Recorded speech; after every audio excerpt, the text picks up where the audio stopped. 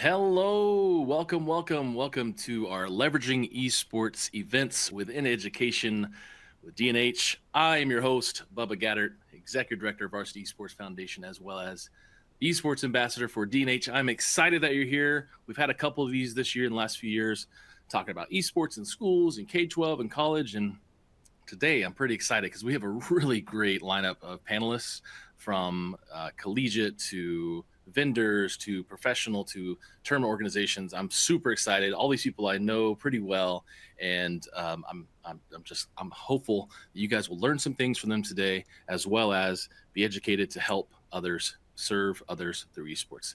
So let's get into this. I'm going to introduce all of our guests and talk about who they are, and then we'll jump into some questions. And please, if you have any questions, put them in the Q&A. Thank you so much for being here.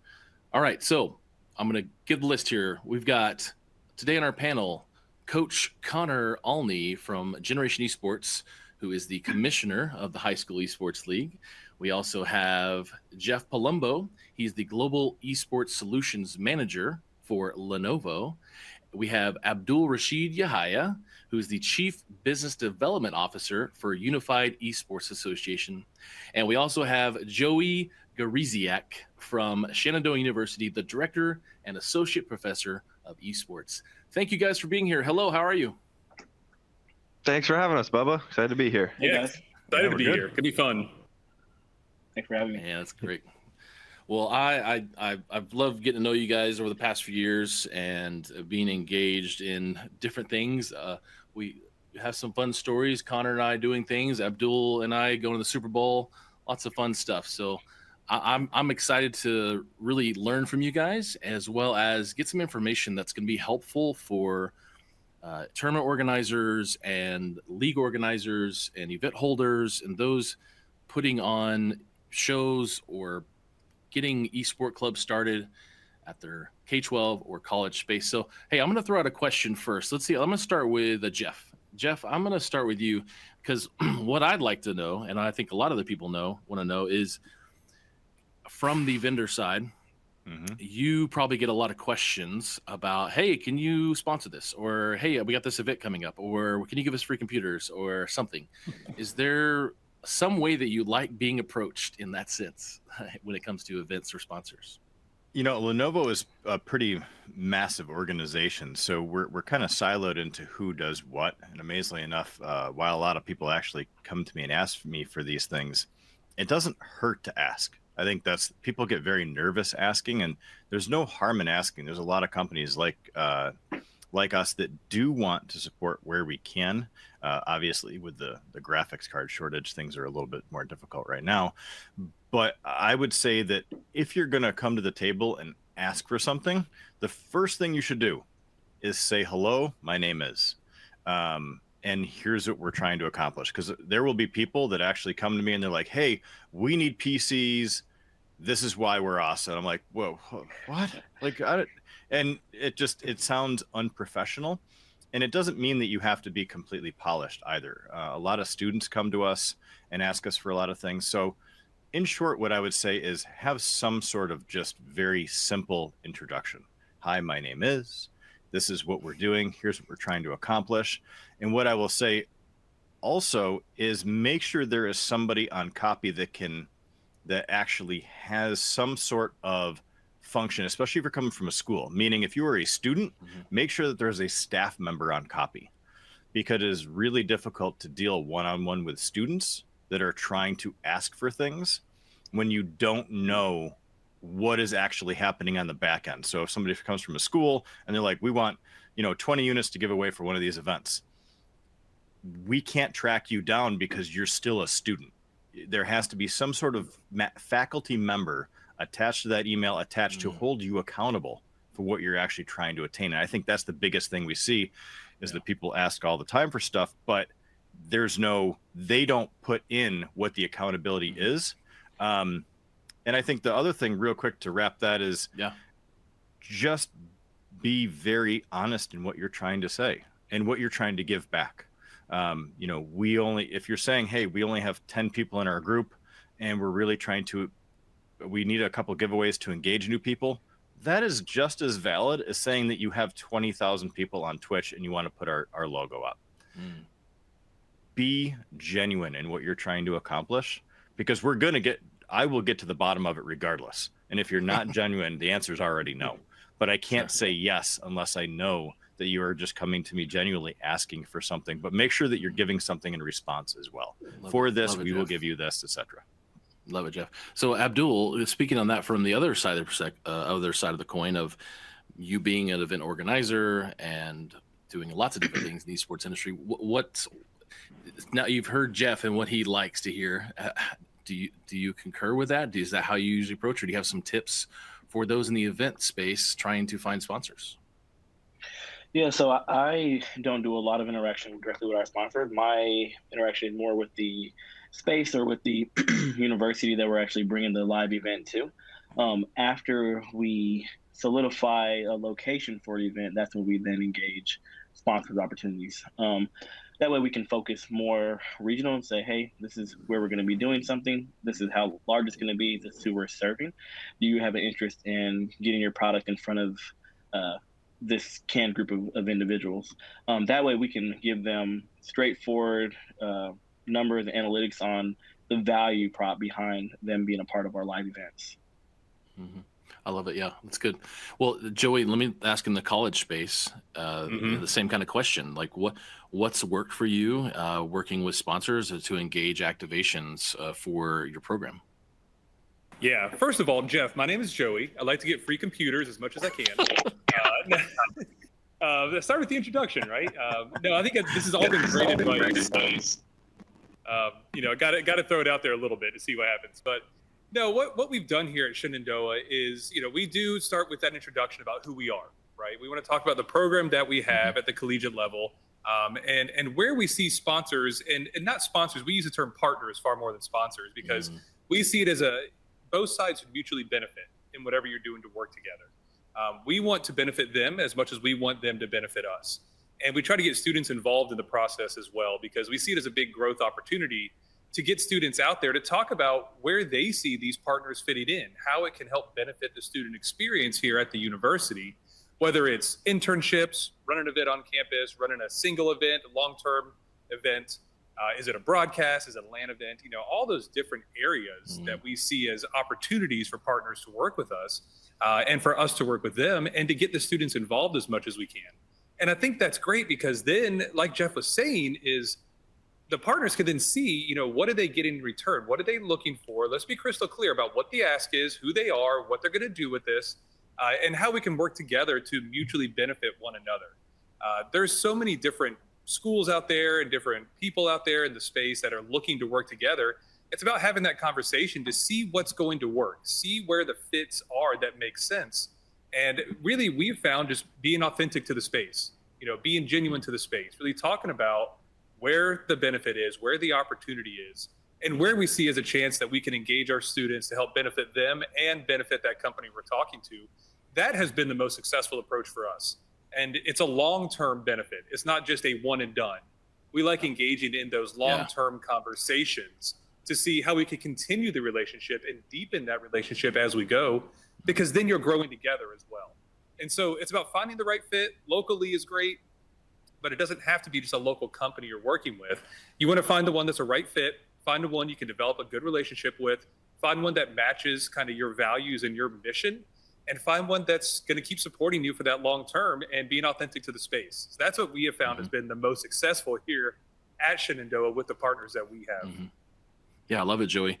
I love it. That's all great points from you guys. Connor, thinking about this space and thinking about your experience in this as a former pro player, former college coach, now a commissioner, content creator, you gave me some good advice when I, as someone who is looking for influencers to support mission and charity, about how to maybe DM people or connect in kind of this more Twitter age. I mean, what do you see successful in connecting with sponsors and just not a handshake or an email? What are some other great combinations that work?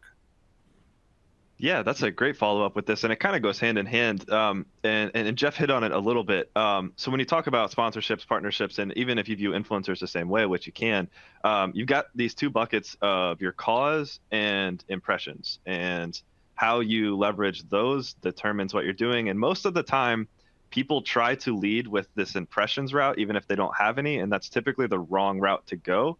So like the way Jeff explained it, you've got this cause, and if you can properly explain this cause, you can get people to stand behind it. But if you pitch it through the lens of I can get you this many impressions, it becomes like you're confused what you're trying to pitch. Unless if you're pulling a ton of impressions, impressions are worth a lot less than cause, and companies and influencers will get behind something if it aligns with their mission and they think it's an opportunity to give back to the community, and they can get, support a school for a day that's throwing a party, and they can get some pictures of kids having fun with their product. They care about that a lot more than you trying to go to them and saying, I got 5,000 subscribers on YouTube, send me a PC, because no one wants to do that. That doesn't mean anything. So balance that and understand that your cause is worth a lot more than your impressions until you get to the point where you're pulling the amount of impressions where you can actually charge for it. Yeah, answer your question? I love the. Yeah, thanks, Connor. Of course, I love that we're 11 minutes in. We're like into the meat of the real hard questions that people want to know about how to get money. So I'm glad everybody's here. All 75 or 80 of you are here. And Abdullah, I come to you when I think about continual, and Joey hit on it, but I wanted to, like, you do events that are maybe every other month. There's things happening, and you work in creation of the events and execution of them. But continual, kind of to what Joey said, is when you're planning an event, are you planning this is going to be something we always do this month in the year, every year, or we're going to do this every month? What's beneficial when, I guess, promoting that to the sponsor and promoting that to the public? Yeah, so the relationship. Oh, hold on a second, Abdul. You are a robot. So we will do another mic check.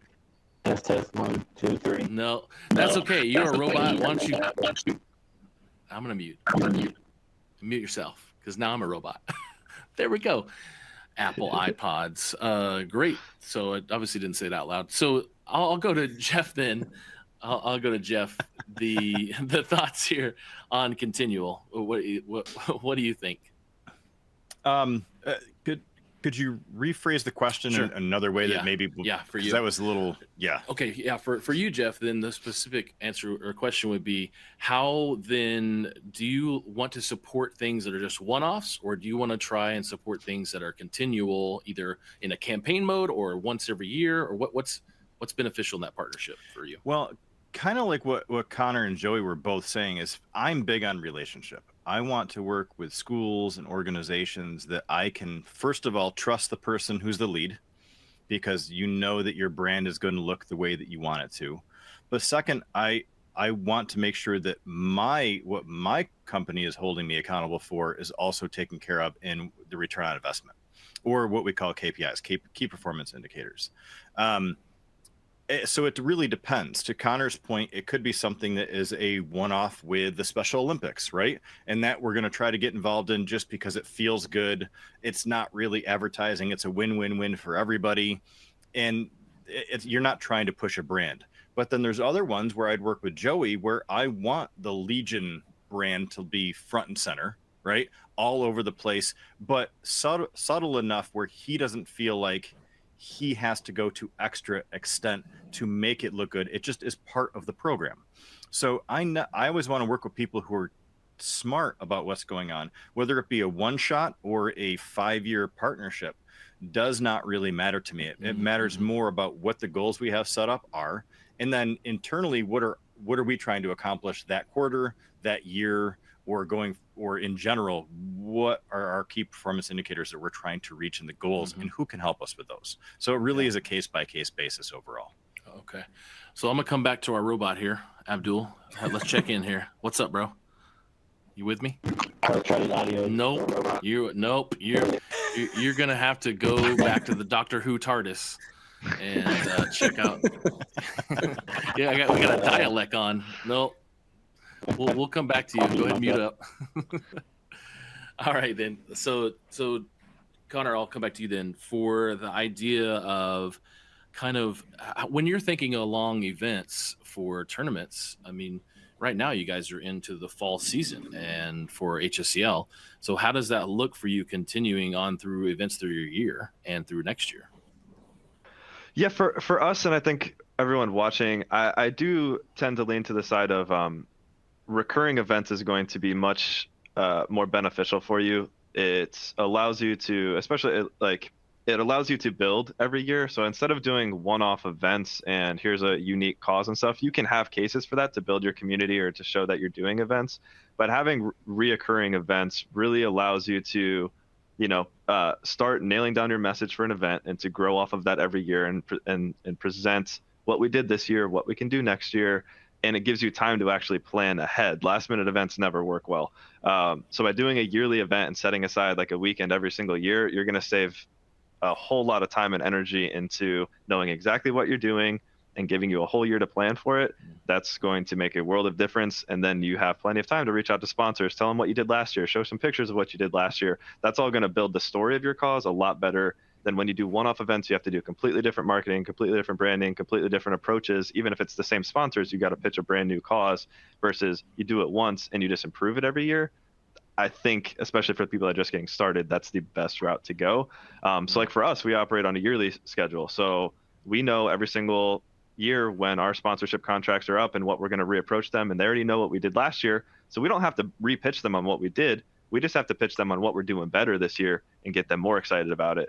And so you can build off of that instead of having to every single year we go back to them and try to explain what we're going to do this year. That would be a headache. So building is a lot better than starting new every time. And can I add one more thing to what Connor is saying?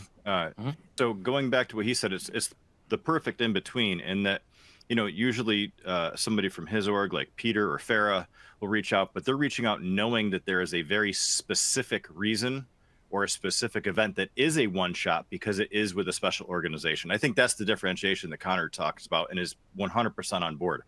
From a brand perspective, I want that relationship to be 2-3 years down the road. I don't want to have to worry about another brand coming in and taking over that spot. I want to worry about, okay, we got to this point. How do we work together to get to this next point next year and the following year? And then in the meantime, there are little bits and pieces that are coming across because there's something with the Special Olympics or with the Cancer Association or with Extra Life or something like that. Those are those one shots that, to Connor's original point, it's about, hey, we're kind of here for the feels. It's not really about the brand participation. We're thought leadership, and we support these people and what they're trying to accomplish. So that's the two differentiations that I would say. Connor, would you agree with those two differences? Yeah, absolutely. They both have their place. If you're just getting started, I'm always going to lean towards try to set up something yearly, start there, and then from there you build the relationship with people like Jeff, and then it's much easier to approach and say, hey, this really cool event's coming up. How would you guys feel about doing something with that? I think that's a really great way to approach things. Yeah, starting small is good. Starting small and building up and continually every year. I agree with that. Joey, when I think about the college space and you directing all these decisions, is there also something happening where students who come in each year with new fresh ideas that may change or shape what you want to do continually when it comes to events?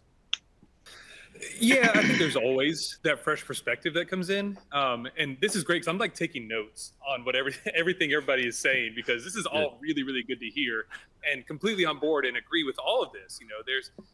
You got to treat each situation differently, especially with running events. And with what happened last year with COVID, it really put, a kink in the works for a lot of people when they're trying to get the routine of hosting things on a yearly basis or even a monthly basis or engaging with the community or around the region or nationwide hosting events. So last year was really tough because, as you can see behind me, that part of the program we have at Shenandoah is to run as many events in our facility as possible. That's why we set it up to be a spectator venue. And while not huge, it holds up to 80 spectators, and we can host an event at the drop of a hat because it's set up for that on any given day, because we want our students running those events and hearing their perspectives. And it goes around the curriculum that we have for esports as well at the university, that we do have an esports management class where they have to run, their midterm is running a small event, their final is running a larger event external to the university. So there's a number of ways that we engage our students directly to help run the events. And those are, as Connor and Jeff are saying, those are those one-offs, right? In a Call of Duty event here or a Rocket League event there, Smash Brothers event every once in a while. So what we're working on now are more those longer term. Every single year we want to run this, or every single year we want to run that. And we ran a conference here a few years ago for high school educators, especially in the state of Virginia. And that was great. That was fall of 2019. Obviously, we couldn't run that fall of 2020 unless it was virtual. And so we decided not to have it. And then we honestly should have gotten planning on it a little sooner to run it again in 2021, but we're revamping what that could look like.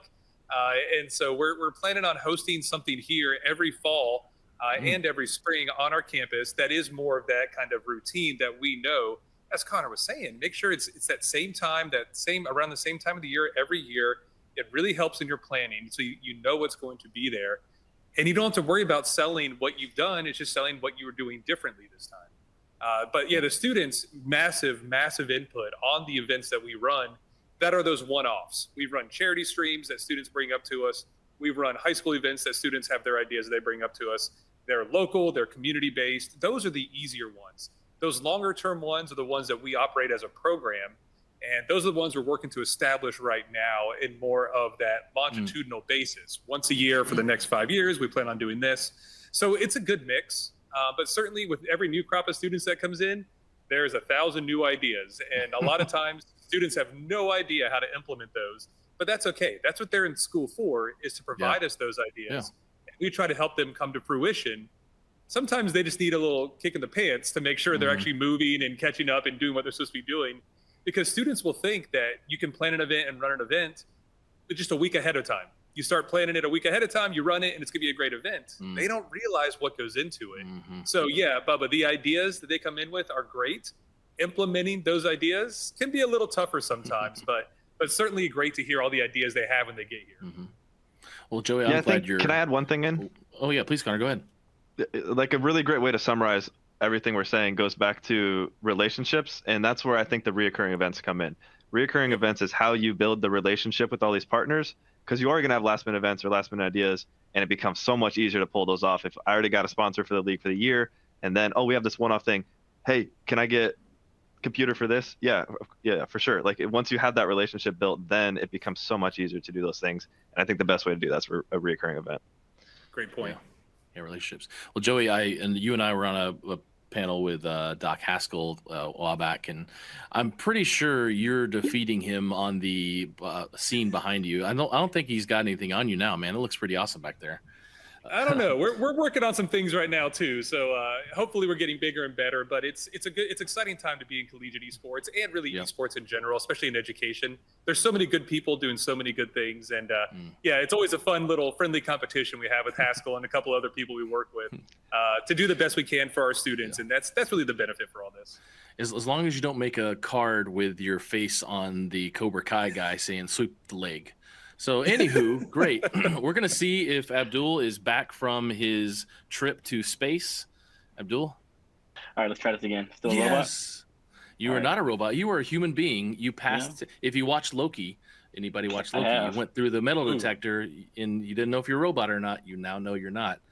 So my question to you, Abdul, is that idea of continual events and planning for those and from your perspective as someone getting sponsors for events, like, what do you see as the benefit there for any of that? Yeah, so our number one goal is to create a pipeline for players from youth to pro. There's no way we can create a pipeline if we don't have a continued relationship with the event host or the universities. We want to make sure that we can say, hey, if you're not ready yet, next year we'll have an opportunity as well. So when I go and engage with venues for our large live events, I talk to them about either multi times a year or multi-year events. This actually give us a chance the first time to prove how awesome we can turn their space into an esports arena. But I don't ever want to do just one event with anyone. We just announce them one at a time so that people can follow along with the organization. But all of our events, you'll see them more than once because we want to build that relationship with the venue as well as the community that we serve. Mm-hmm. So Abdul, coming back to you, the question, I know a lot of people who are in this chat today watching are people who typically are helping sell equipment or experiences or space to events like yours, or helping even schools realize, hey, you don't have to go to do a national event. You can do something in your local area as a live event here, hopefully now with less COVID. What would you say to people who are in those spots that are kind of local mom and pop shops trying to work with you to help you with events? How can they get engaged? As easy, it's really as easy as asking, with the same questions of saying, this is who I am, this is who we are, this is who we're trying to serve. We don't ever turn down anybody unless the game publisher has rules against working with them. We want to work with everybody so that because it is a community. So for those local mom and pop shops or local small businesses that want to get involved, a lot of times we don't know about them until they actually reach out. They may be struggling on their advertising and marketing, but these large events that we have bring people out from every kind of turns of life.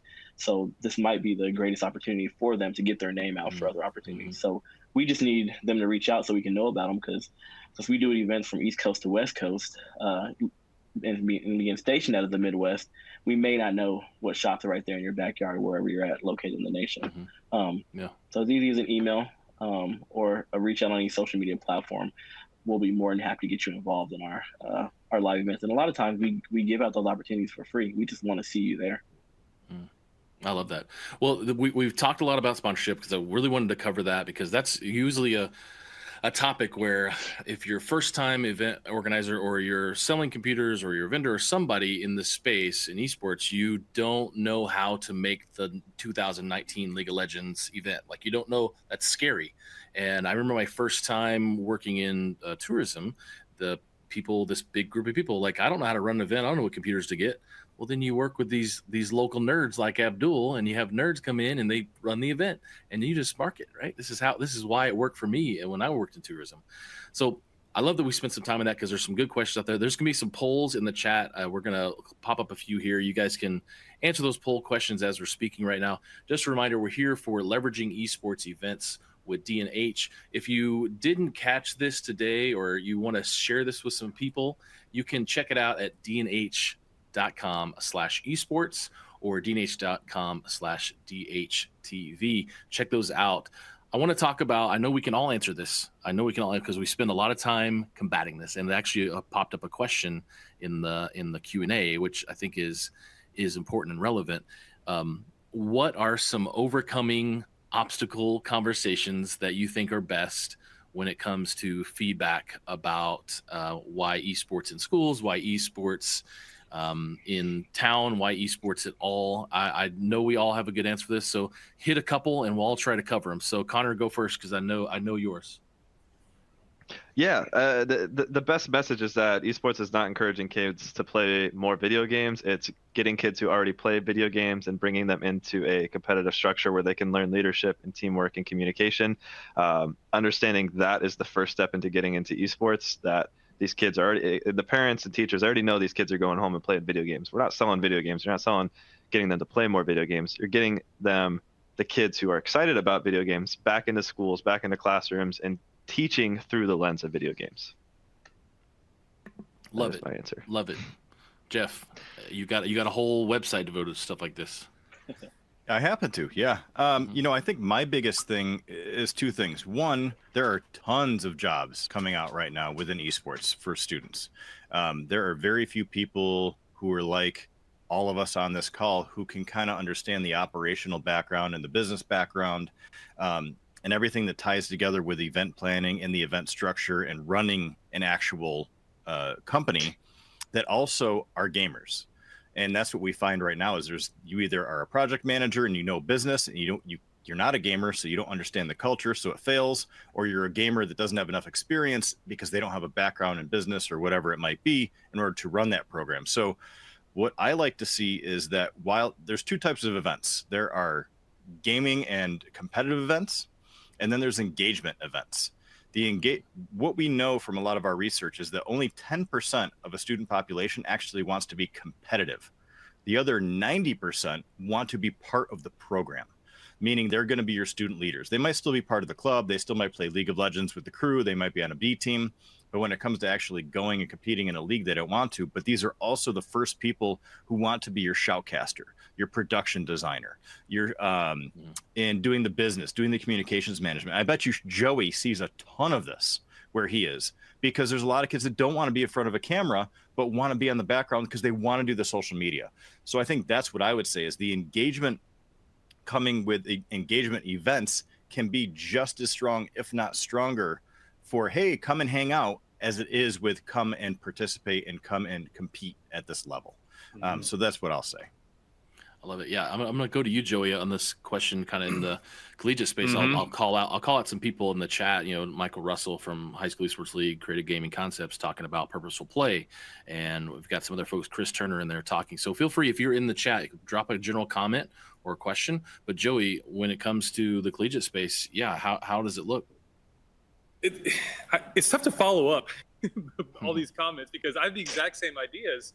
You know what? And I'll try to keep it short because I'm a professor. I tend to just talk. What I say is that esports is an educational opportunity, right? It's something that we can use as a lens to teach so much more than playing video games, right? And the phrase that we have at Shenandoah is beyond gaming. We take that to heart, and that we're teaching a lot more than just, how to get better at Overwatch. And while, we want to win a national championship in Overwatch or Madden or Rocket League or whatever, and that'd be great because it's a great student experience. What we'd rather have is a student get a job in a field that they love when they graduate, whether it's esports or not. Because the skills that we're teaching through that lens of esports, sometimes they're specific to the esports industry, but a lot of times they're competencies that could be applied outside of esports to a number of different industries. They can learn so much through something that they're already doing. As Connor said, we're not teaching them to play more games. We're giving them a structured platform to use it as an educational opportunity. And the idea of engagement is 100% online, because what college administration wants to hear are the 2 R's. They want to hear recruitment and they want to hear retention, and how esports can achieve both of those things at their institution. And yes, it can achieve those things. I never tell a school that you're going to save your school from going under by having an esports program. That is just not true. And I would never tell somebody to start a program to save their school from going under.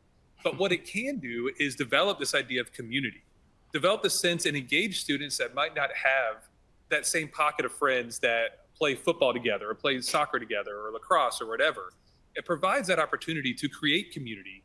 And even in designing the spaces that we have on campuses, whether it's high school or college or even getting into middle school, it's an esports hub that, yes, you're practicing, you're competing, but you're also engaging. You're doing things outside of competing. You're talking, you're learning as a group and as a community with like-minded individuals in a setting that these students haven't been engaged in before. And so we hear critics all the time. I mean, I talk to professors all the time across campus that are like, what is esports? And you're teaching them to play video games in your classes? I'm like, no, we don't use our classes for teaching video games. If they're competing on our team, sure, we have coaches and we have people that are working with them to get better on skills and VOD review and all that stuff. Yeah, we want to win, we want to get better, but not at the expense of a high quality education and collegiate experience. And something I tell people is esports should be part of the educational experience, not the educational experience, right? It's part of something that's so much bigger than playing video games or just competing in esports. So that's the way that I tell people why we should have esports in education, how we should have esports in education, because if done correctly and done with the right purpose, and that's to benefit students, to help them to be successful when they graduate, whether that's going to college, finding a scholarship, getting a job, just being a college graduate, if they're a first generation person that's going through college, there's a lot of terms or a lot of definitions for success. And esports is a mechanism that can help students be successful by doing what they're already passionate and what they love to do, and just providing that structure and using it for that educational opportunity. Yeah, Joey, that's great. Professor Joey, that was amazing. Thank you, sir. I appreciate that.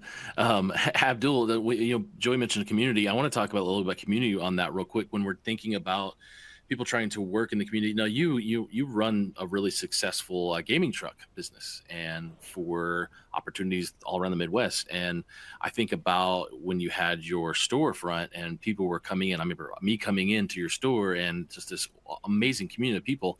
But these barriers of entry, and when it comes to socioeconomic status, or when we're talking about overcoming the objections on the parents bringing their kids into this place that's got a bunch of consoles set up. What are some things? What are conversations you may have had during those times? Yeah, so I generally get the why question from parents or guardians. Why are they here? Why not be at home? And I reply back to them, what else would they be doing? And they say, well, they can play traditional stick and ball sports like football, basketball. And I let them know, like, hey, there's nothing wrong with esports. It's equally as great as your traditional sports. It has the same level of issue that can come with your traditional sports. The only difference is the parents and guardians lack of knowledge about the value in it. So that's generally our job, everyone on this call, to show those parents and guardians what the end game is. So for those of us who are listening who have kids, when our kids turn 4 and 5, we put them in Pee Wee football, basketball, because we know what the Super Bowl is, we know what the NBA Finals is. So for our esports athletes, it's generally showing the parents and guardians what the end game is, whether it is a scholarship to go for their post-secondary education, or it's a career on the production side and event organizing side, it's a career on the professional player side, is showing them this is where the youth that you're residing over can actually take this.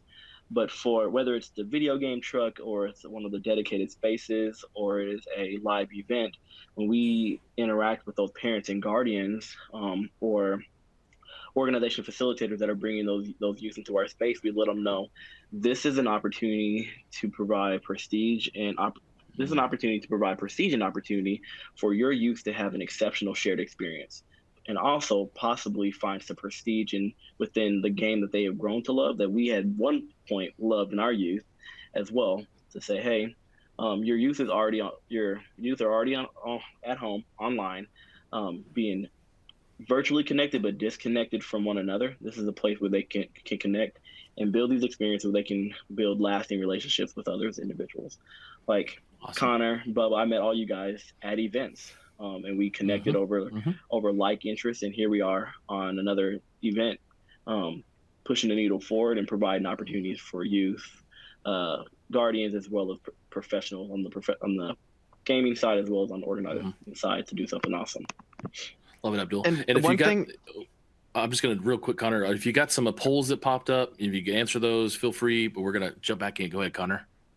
I was just going to say, we're also used to pitching the value of esports, because that's what we've had to do for so long, that we forget to mention it's fun. It's so fun. Like it's a fun thing for kids to do. Some kids might like sports, but if they're not interested in sports and they want to have fun, it's a great opportunity. We went to Vegas like a week ago, and me and the founder of the company here and a bunch of other employees, and what we did there was signed up for a tournament at the HyperX Arena and played Pokemon Unite. Like, it's just a fun thing, and some people really enjoy it. Like, just wanted to add that in there. Yeah, there's a lot of value to it, but it's also fun. Yeah, Connor, I wanted to throw out just kind of a little detour here. We've talked about objections, and there's a lot of any of us have content. All 5 of us have content around overcoming objections. You can also go to dnh.com/esports. Go down and you'll see Connor on a video explaining how to overcome objections in esports right there on that website. It's a certification you can take. A little detour here. I want to talk. We've talked about live events, and I'll go to the expert here in the room who's been doing it for a while. Abdul as well. But then Connor, just virtual events, like online events. Like what are some great activations? How can vendors and these resellers, these people who are helping sell equipment, how can they get involved in, not having to wait for DreamHack? Like, don't have to wait for DreamHack to be a sponsor of an event and help put on an event or start an event for a school. Like, what's something small they could do virtually, and how do you do it virtually? What's the high level, 30,000 foot view? Yeah, that's a really really great but hard question. Yeah. It really comes down to community and the value that you want to provide them. So you can do online really well and really successfully. Obviously, HSCL, our yearly league, is all done. It's nationally. It's all remote. But by getting all those people together with a shared purpose of community, that's really what you have to do. And so you can get creative with what opportunity you provide kids to be able to run that successfully. And then what you do is the esports competition, that's really not even that's a benefit of being a part of the community. You get them into the community, and then you also have this as an offering for them to play and be a part of it. So I think you got to flip the script there a little bit and think of, what am I trying to grow? So if I'm a local esports and streaming company that sells equipment, there's certainly a community you can build on TikTok and Discord and stuff, where you can have a unique offering, whether it's you help people build their Twitch setups or something remotely or whatnot. You can add value to this community, and then you can use tournaments as a way to just keep them engaged and play with them and hang out. So it's all about building that community and what you're offering them that they're not getting somewhere else. Yeah. So Jeff, thinking about virtual, even hybrid events, Jeff, what did you see? You probably saw a lot of virtual offerings this last year when it came to anything Lenovo was really involved in esports, or really anything technological. What did you see successful, and how can any of that information help the people out here in the chat? Well, we know that a lot of PCs were sold last year, and that was just a kind of across the board. When everybody was stuck inside their house, the first thing they needed was, oh my gosh, I need a PC. And then the second thing they said is, wow, I'm bored. What can I do that's actually fun? And esports, that's why esports skyrocketed an immense amount, and leagues were starting to get overrun with students wanting to populate them and be part of them just to do something, which is wonderful. They found that, even though they might not have been a gamer to begin with, they might have found something that they found, again, to Connor's point, was actually fun. But then they actually started to find people that they could become friends with, even if it was over Discord or within the VoIP within the game or something like that. So from a PC perspective, we saw a lot of laptops and desktops go out. Virtual leagues were almost 100%. Like, that's what every school was asking about. We want to get into a league, but which ones are virtual? So we saw a lot of that. Now, as we're starting to see whatever is going on now, which is a whole big question mark as well, we're starting to see a lot of the schools wanting to do on-site and on-prem layouts, but they still want to maintain the digital and virtual assets, meaning that they still want to participate and say, hey, while the students are here, that's going to be even better for practicing. It's going to be better for production. It's going to be better for the community. But we still want to make sure that we're participating in virtual events because we don't have to travel. Because from an ROI perspective, it's much less expensive just to jump on the PCs or consoles that you have there, get on the Discord chat that's part of your league, and then say who won and whatnot. But I think the next phase of that is going to be when we can actually do a bunch of on-site events. You're going to see that it becomes even more popular because people are hungry to get back in. And now you have all these new gamers that are like, I think this is dope. This is great. There's so many more kids getting into it. There's so many more parents that are actually supporting it. You're going to see on-site participation skyrocket. And all of those luckily need PCs. And I happen to know a guy. Yeah, you'll know a guy. All right. Yeah, well, I happen to know a guy. So here for the last 20 minutes here, if you're here in the presentation, feel free, ask questions. There's a Q&A option there to drop in a question of something you didn't hear yet. We've talked about sponsorship. We've talked about events. We've talked about virtual, live, objections to esports. Quickly, we're gonna have a little sidebar, and this is I don't know. This is fun. We'll just say it is. Tell me your favorite video game right now and your first video game you ever played. Ready, Joey? Thanks. Great. Awesome. Yeah, letting you in first. Yeah. Right now, wow, what a sidebar. Right now, Age of Empires 2. I've gone back to Age of Empires 2. No idea why, but love the RTS. Great, relaxing game. A lot of fun to play. First video game ever played. My gosh. Earliest it was on the memory, Atari. Yeah, it was on the Atari 2600, and it wasn't ET. Thankfully, that was not the first game I ever played, or that would have been a horrible introduction to esports. So I think Missile Command was the first one I played on the Atari 2600. Nice. That I remember blowing up those missiles coming in, and it was really hard to play because I didn't know what was going on, but I remember I had a lot of fun to do it. So Age of Empires 2 right now. Halo, favorite game of all time. Well, that and Breath of the Wild, but also Missile Command, the first one I picked up. Nice. Abdul, game right now and first memory early video games. So I play countless hours of Warzone. I probably play from 9 p.m. to 2 o'clock in the morning every day, and still get up at 6 a.m. to work out. So I always played Call of Duty, even from midnight releases in my undergrad. But my favorite memories are going to be from my youth. I have an older brother. We would sit in my parents' garage and play Tecmo Super Bowl on our Nintendo, and then my all-time favorite games would probably either be the Contra series or the Diablo series. That's when I finally started grinding out games, and I played Diablo on everything that it's ever touched. I played Diablo 2 over and over again. Wow.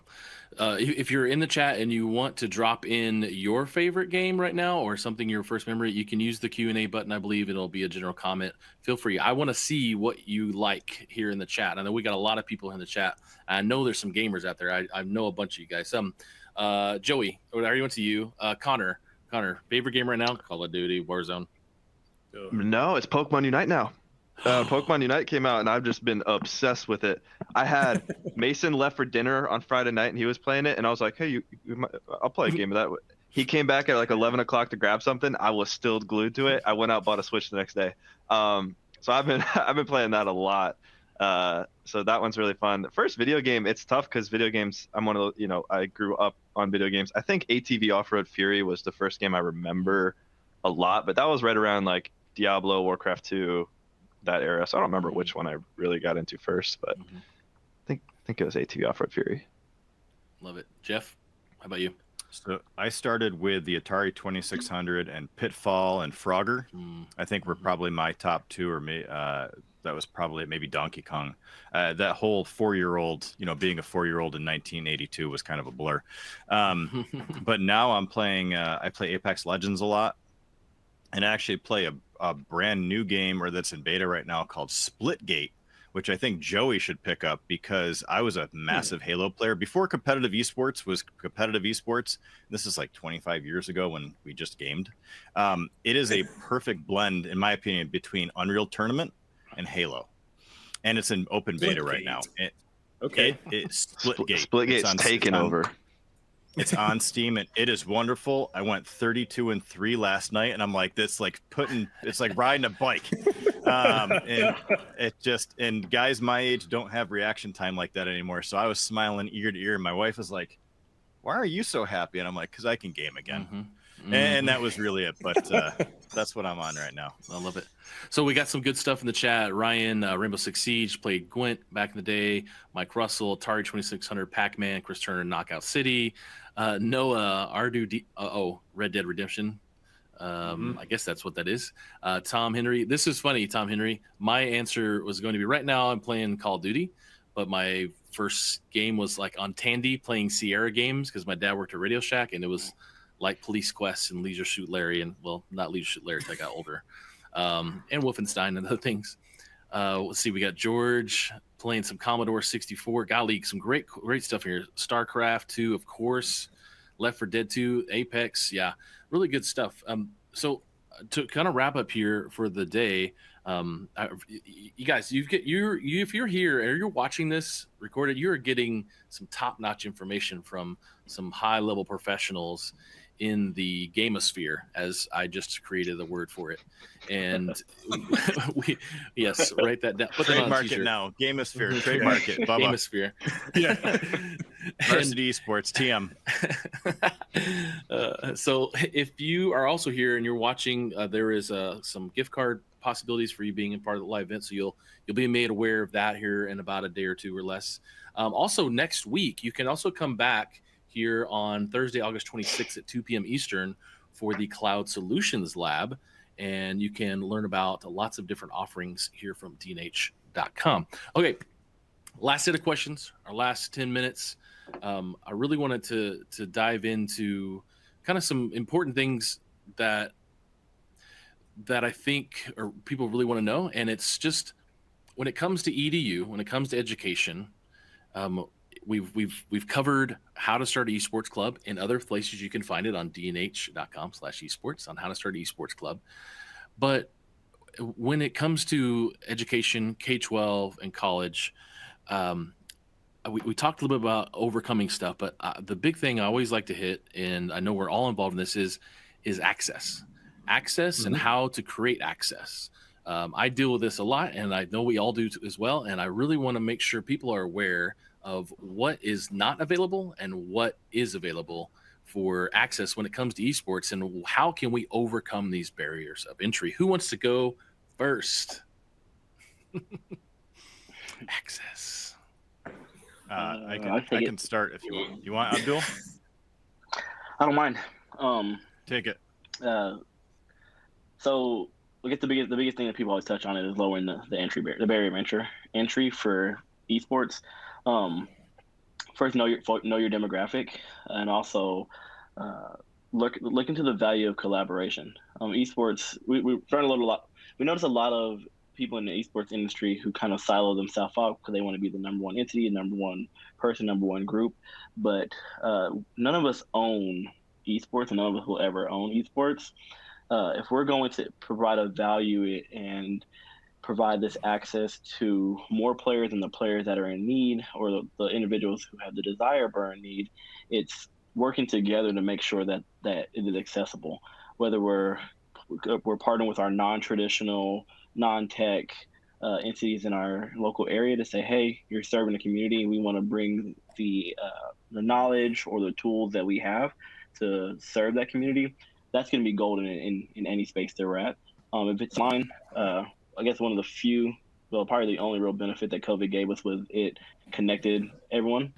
The vast majority of folks got access to a tablet, a PC, smartphone, internet access. For those who are actually hosting the competition for the educational curriculum or have opportunity for these events, look into working with those who are in need of those products and say, hey, we'd like to get you involved with this, because those were the individuals who were held behind all this time. And as we try to advance esports forward, we're not going to be able to advance it without bringing them along with us and catching them up. Love it. Thanks, Abdul. Jeff, what do you think? I think for my biggest thing, it's and it kind of, this is a loaded question that you can go down a whole bunch of different rabbit holes, but I would say with my big thing, it's all about community and community building for students and kids specifically that don't know where to go. Google it, find out where, a lot of rec centers and YMCAs and boys and girls clubs and schools are starting even small programs. Even some libraries are starting to have gaming PCs just to come in and try stuff out. There's also after school programs that are starting that are outside of the school itself. And we see a lot of high schools and colleges onboarding new esports programs constantly. That's what I do. I'm more of a consultant or advisor to schools looking to build their programs and help them out with that. But I think the other biggest thing is about the community. And I know that Chris Davis kind of jumped into this, and it's about, getting the word out. Could be through Facebook and parent groups or groups that are in that area. I would always go by locale first. Locality helps with the ability to bring people into one space, or at least to be able to jump on, because the trust and usability of, in a district, certain kids might know, they might have a gaming PC at home, and they might be able to connect to others in the area, thus kind of gaining this local notoriety. But at the same time, having your Discord and your TikTok and all that stuff, that's great for promotion and making sure that once a community comes together, they can stay together. That's kind of like the glue. And then your TikToks and stuff like that are for what you call your second bubble or your third bubble to extend out from there. So I would be more apt to, if you're starting a program, really find out who your demographic is, why you want to start a program, where people are already kind of doing it, and just jump in and engage. You don't have to be a professional. You don't even have to be good. Just go find a place that's accepting of anybody. Because I think the one thing you'll find in esports across the realm and across the world is the fact that it doesn't matter if you're male or female, what color your skin is, who you pray to, what your sexual orientation is, or even if you have disabilities. You hit the keyboard and mouse and controller and you're accepted. And that's the biggest part about it. Yeah, thanks, Jeff. Joey, when it comes to the college space, accessibility, I mean, Some people say I can't go to college. I know for me, my mom said maybe school isn't for you, son. And so, really, for you, Joey, like in access in the college space, what's it like to really go there and be a part of your program? Yeah, I think it's right. I think Bubba, you hit it right there. Any program, it's about finding that right fit for each individual student, and what makes the most sense to them. And for us here on campus at Shenandoah, it's about building a culture. Right? Yes, community is great in building that community, but it all starts with the culture that you establish with that community. The toxic behavior that we had that can create an environment where people don't feel as welcome creates that idea that maybe there isn't as much access to that program as I thought there might be. So the culture that you create, and that can be very hard to change. So establishing that early on is really important, and that comes like from the ground up when you're getting started. Also, working with other organizations. So we started working with our AR VR program here because equipment's really expensive. And so, but you find a way to get started to give students access to what you have going on your campus. And you can grow from there. Starting small is just fine. You don't have to start with $1 million budget to get things going to offer that opportunity for students. You can start with 1 or 2 computers just because you're building community then, and it becomes more accessible to them.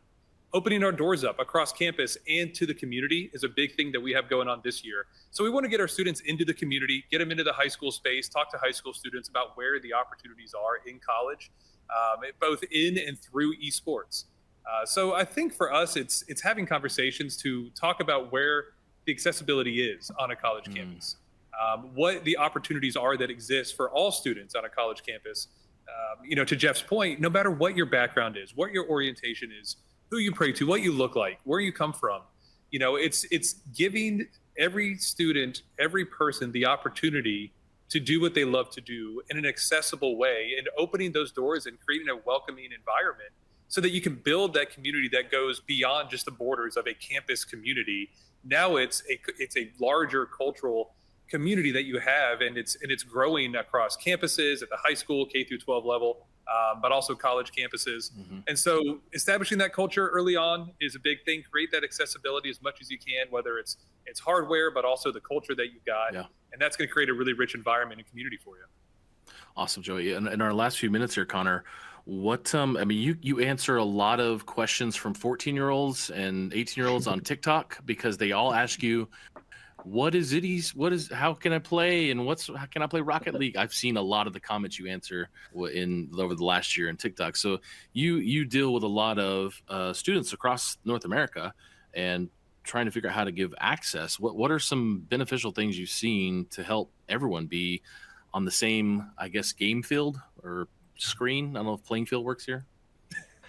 Yeah, I think that's why I believe so much in what we're doing here at the High School Esports League, because it's not an easy solution for students. Like, you can't just tell them, well, convince your parents to spend a bunch of money on stuff, that's not how it works. And so, but from the High School Esports League, we get to approach it 2 ways, and that's, from us, what can we do to help? And I think the whole esports industry takes us on of knowing we have a responsibility that as we grow, we also have to give back. And then the educating schools. So for esports, for example, esports, engineering, computer science, and video production, you can tie that all to the same equipment. It's just how you present it. You need nicer computers for the AutoCAD and engineering programs and video production anyway. Why don't we just include esports in there? Now all of a sudden your school, with the purchase of 6 computers, can have access to programming and open up opportunities for kids to have the highest paying jobs right now out of college, while also being able to introduce an esports program.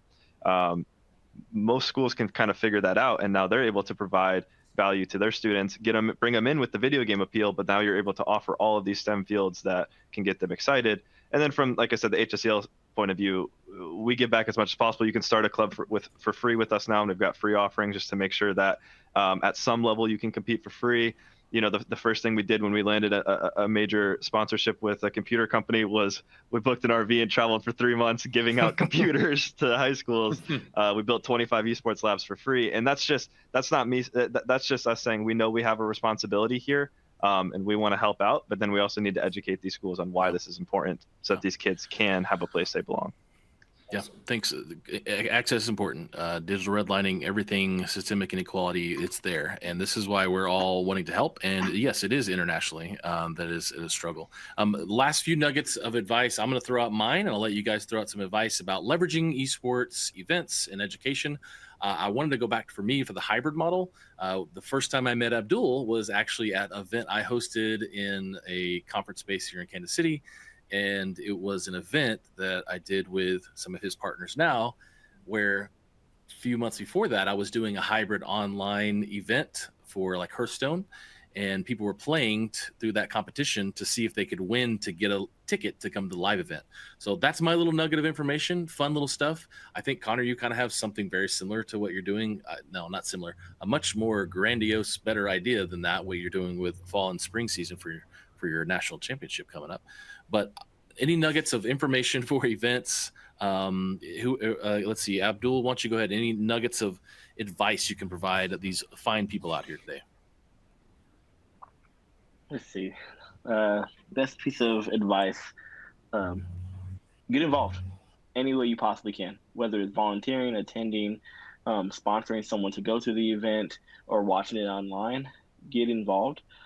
If we all don't collectively support the event, we will not have the events anymore. And then all of the hard work that we've all been putting in, convincing folks or putting together curriculum and a different experience and championships will all be lost. My entire company, Local Legends, its entire namesake is based off of going out and finding local legends. So local in the instance of location, and legend in the instance of what they're trying to ascend to be. Before we started a mobile company, because we wanted to take the ability to compete to just about anyone. For so long as we have a semi-flat ground and there's no snow on the ground, we'll take it just about anywhere. Awesome. And it's served us well. When I first met Bub at his first event, it was just me carrying 6 television screens, 3 PlayStation 3 X's in there, and holding Fortnite kill races. And here we are, years later, hosting webinars on how to grow your esports program. Love it, Abdul. Connor, thoughts, last nuggets of advice? Yeah, so since we're talking about tournaments, and I know there's some questions in the chat, when it comes to community and reaching gamers like 14 to 18, probably the best piece of advice I can give you is what we find is when they're not gaming, they're either on TikTok, Discord, or Twitch. So if you're not relevant there, you're not relevant to kids in middle school and high school. So if you want to build community, start there. My follow-up to that is amen. All right, Joey. Joey, how about you? Nuggets of advice. Yeah. Get involved, get started, get off the ground, develop those relationships. Incredibly important. If you're looking for somebody to run events with you, work with other people, reach out to schools. As a university, I reach out to a lot of companies for events that we're working on. I get a lot of no's. All I need is one yes, and I'm fine getting no's. But if there are companies that are looking to actively engage and get active with schools, reach out to those schools, reach out to associations they belong to at the high school or college level, and get involved with a lot of those high schools that are colleges and high schools out there, because we're all looking to run more events and work with companies out there. So don't be afraid to reach out to people. The space is incredibly useful and beneficial. We're all in this together to make it a better space. So reach out to colleges, reach out to high schools, develop those relationships, and just keep finding ways to get involved. Awesome, Joey. All right, Jeff, round us out for last nuggets of advice. What I would say is if you're starting a program to wanting to get into events, remember that there's 2 types of events. There's the engagement events to grow your audience and grow who wants to be there, the field of dreams, and then take the cream of the crop and turn them into your varsity team so you can actually do events. But the other thing is you do not need to start with a ton of PCs. Connor said it and Joey said it. 6 PCs, 2 consoles, you can play every game known to man. You can be in every tournament known to man. So baby steps and product, when you're building out your program, product is a 5-minute conversation and the easiest one you have. 55 or the other 55 minutes of a conversation is about operations, how you're going to do it, what success looks like, and what your goals are. So remember that product is actually the easiest part of the whole thing. Everything else is what you have to worry about and build upon. If you build it, they will come. Thank you for that Truth. Field of Dreams reference. Thank you, Jeff. Yeah, great. I am Kevin Costner today. That's correct. Kevin Costner. He dances and whoops. So Thank you guys for being here today. So honored and blessed to have you guys on the show today to talk about leveraging esports events for education. All those out there, if you want to see recording of this, go to dnh.com/esports. You can check that out, as well as dnh.com/DHTV. Remember, next Thursday, we're going to have a webcast here again, August 26th, 2 p.m. Easterns, about the Cloud Solutions Lab. You can check that out at dnh.com/solutions lab. So make sure there's a $200 gift card maybe coming along. So make sure you check your email and don't check spam as well. Hey, Abdul, Jeff, Joey, Connor, amazing stuff today. Thank you so much for being here. I'm honored to know you guys and super excited to see what you guys are going to do next. Thanks for having us, Bubba. I really appreciate it. All right, guys, this is it for the show. Thank you so much for being here, everyone. Check out dnh.com/esports, and we'll see you next time on the next DNH Live. Bye.